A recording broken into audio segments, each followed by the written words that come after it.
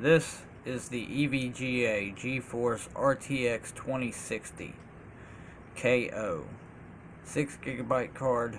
That's GDDR6. This is the card that everybody from Gamers Nexus and LTT to Jay's 2 cents is talking about.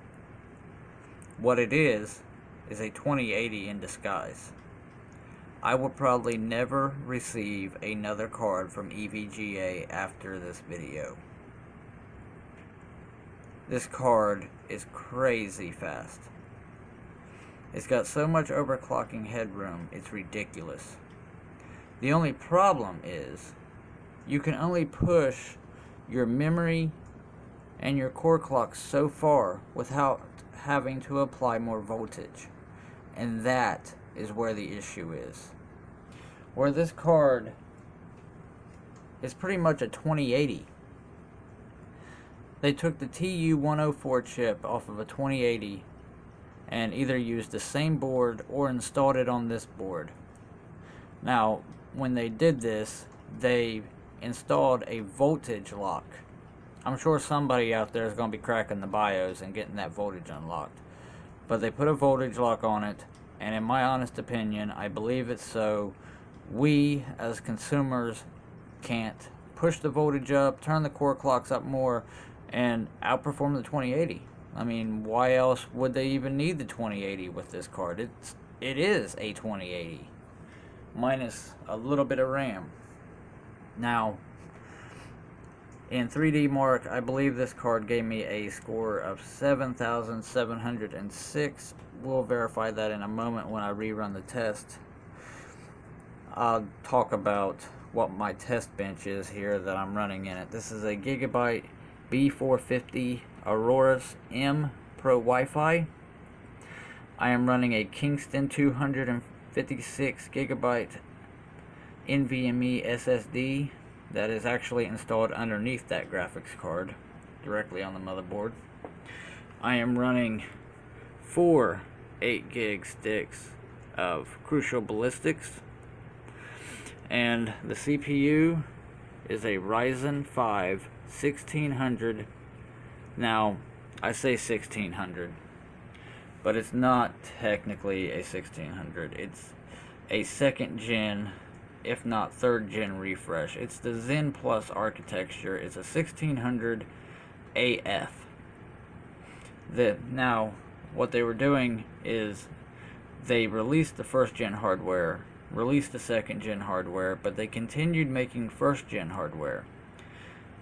I guess where the hype was so much over Ryzen coming out that they didn't make as many as what ended up being sold.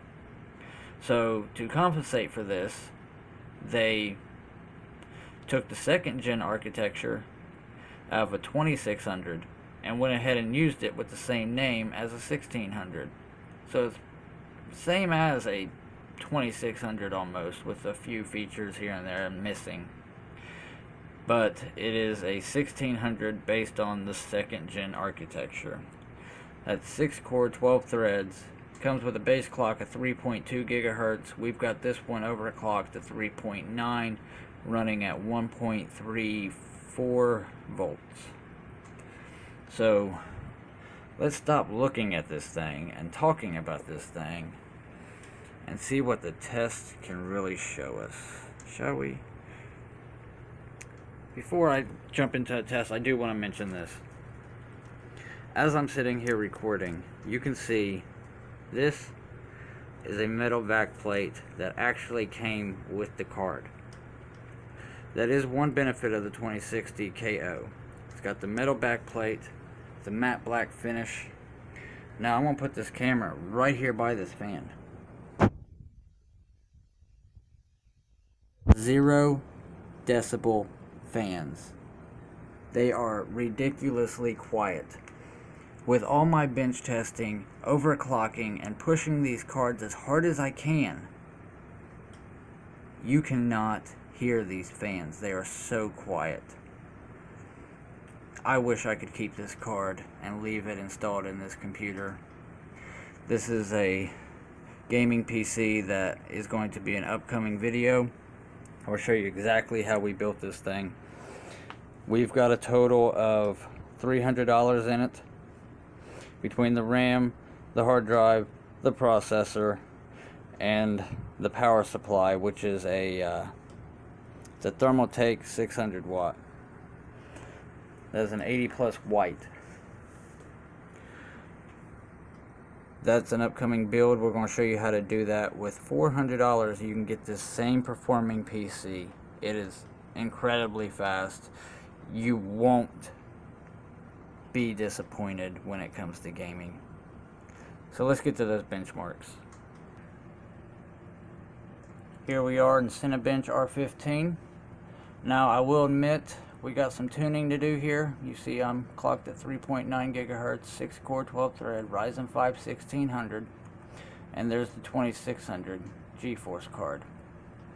Now I do have some tuning to do. You can see a previous score here at 1223.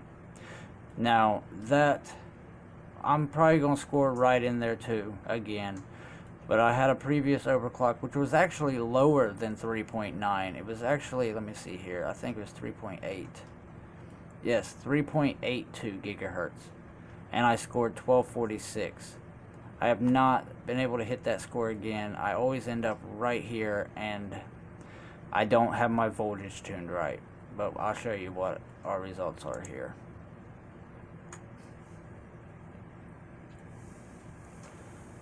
Now again, you see it running. You see the card. Do you hear the cards? Nope.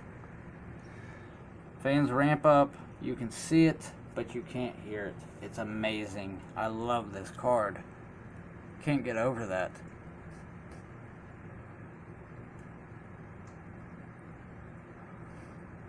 There we go, guys. Those 12 threads. Just rip through that test real quick. And oh, 1251. That's the highest we've scored. I beat the old score by 5 points. That's great. 1251. 3.9 gigahertz. I bet you if I do a little more tuning, I can beat that 1279. Because this thing is not pushing itself hard at all. There's way more headroom to this CPU. But I'm going ahead and make sure that saves. And let's get R20 up. Here's our Cinebench R20. If you see, I'm running at 3.9 gigahertz right now. My previous scores, let's see here, 2771, 2472 was my previous scores. Now, that was at, sorry about the shaking the camera. That one was at 3.8 gigahertz. This one here was at 3.82. Now, my previous run on R15 gave me a much higher score this time, but I was at a much lower voltage and clock when I scored higher in R15. Now that I've got a better score this run, which I haven't adjusted much except for the voltage, let's see how R20 phases us.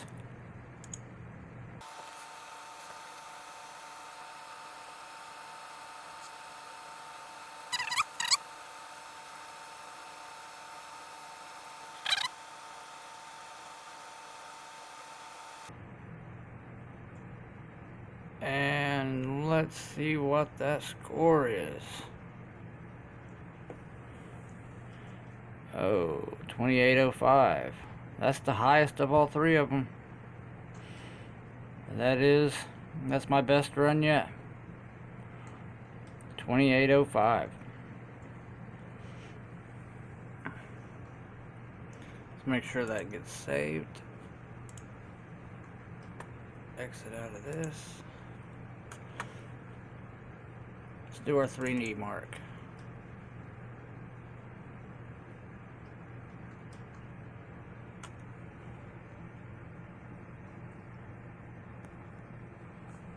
Now I'm going to run this on Firestrike. Nah, let's run Time Spy.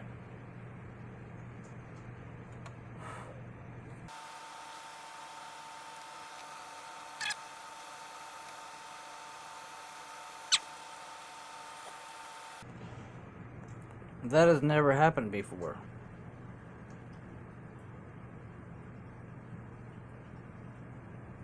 Now I can say my previous runs when I'm scoring, what's been my score? 7,824, I believe, if I'm not mistaken.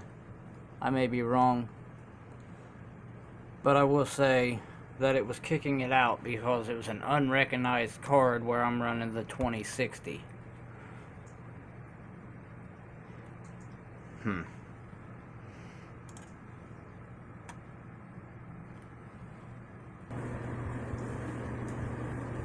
Everyone, so sorry to have to cut this so short.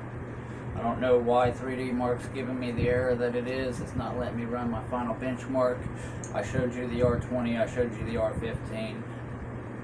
You know what my overclock is on my CPU. I can, I've got a 700 megahertz overclock on the memory for the 2060.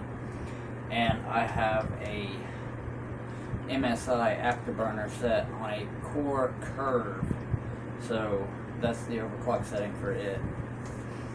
I have future videos coming out. One is the actual build of this machine. I'm just waiting on the case and 2 hard drives. I'm running dual NVMe and RAID. Right now I'm just running off of a single NVMe drive. I've got some SATA hard disks coming for mass storage and game drives. I've got a Crucial SSD put up, that way I'm using it as a store in my cache drive. I'm going to use my my dual NVMe RAID as my boot drive and my Adobe Premiere. That way I can use it as a scratch disk as well. So look forward to that build. That should be coming up in the next few days, within the next week at least. I've got a couple more videos before EVGA is going to make me send this card back. I'm going to try to push it as hard as I can and get as much information I can for it for you guys at home. We'll see what the if we can't find a way to get around the voltage lock. I doubt that, but I will say thanks EVGA for sponsoring this video with your card. Even though I know you probably don't like the things that have been said in this card about it being a 2080 in disguise, but whether you realize it or not, that is beneficial to the consumer. If I'm walking into a store and I'm looking at the new AMD card, and I'm looking at the 2060 and I know that it's got a bigger GPU in it, and I know it can be pushed further and it's got a lot of overhead, I'm going to be more prone to buy your card instead of the AMD card. So really, this is good information that you guys would want to get out. I mean, I know that the voltage lock isn't something that you want people to know about, but they're going to be buying it, they're going to be overclocking it, they need to know that there is a voltage lock and they can't overclock the voltage itself. Now the core clocks and the memory clocks, you can push those, and there's plenty of leeway for overclocking. Like I said, when I had 3D Mark up, it was giving me 7,700 as the graphics card scored, and that was before the overclock. Now that I am overclocked, I'm getting an error, so I'm going to get that straightened out. Look forward to a part 2 of this video, because I am not done recording with this video. I'm not done recording this video. We will get the best results we can out of this card before I have to send it back. I'll let you know everything I can do with it. That way, you at home, you can run out, pay $300, get one of these cards, and get a hellacious boost to your gaming performance. Stay tuned, guys. Get subscribed, like the video if you liked it, dislike it if you don't like it. Leave a comment below for any future videos that you think that might be relevant to the situation, or you think people might want to know. Leave a comment. We'll try to work it into a future video. I'll see you next time.